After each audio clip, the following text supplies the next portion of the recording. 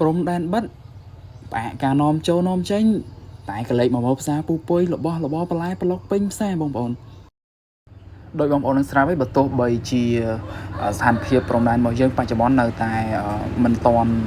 មានស្ថិរភាពវិញទេប៉ុន្តែទោះបីយ៉ាងណាផ្សារពពុយនៅក្នុងខេត្តបាត់ដំបងដែលជាខេត្តដែលជាប់នឹងព្រំប្រទល់ថៃដែរហ្នឹងក៏នៅតែមាននៅតែមានអីវ៉ាន់សម្បូរបែបអត់ខ្វះខាតទេបាទ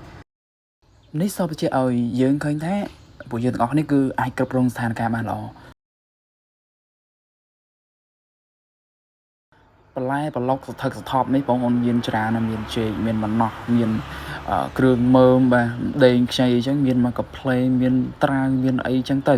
បាទហើយជាពិសេសក៏មានអ្នកលក់ថង់ដែរដើម្បីសម្រាប់វិខ្ចប់ណាមិនចាំតែញ៉ាំឆ្ងាយទិញនៅផ្សារហ្នឹងតែម្ដងបាទហើយក្នុងចំណោមអីវ៉ាន់ទាំងអស់នោះគឺបងប្អូនខ្ញុំណែនាំឲ្យមើលតឡងតិចបាទនេះតឡងជ្វាបាទ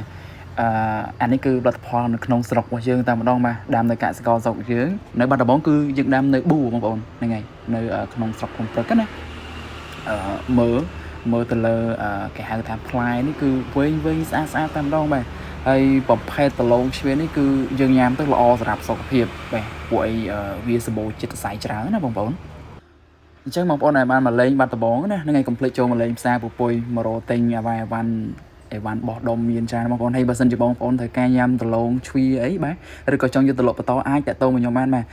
អញ្ចឹងហ្នឹងហើយយើងគ្រប់គ្រងផលិតផលខ្មែរយើងទាំងអស់គ្នា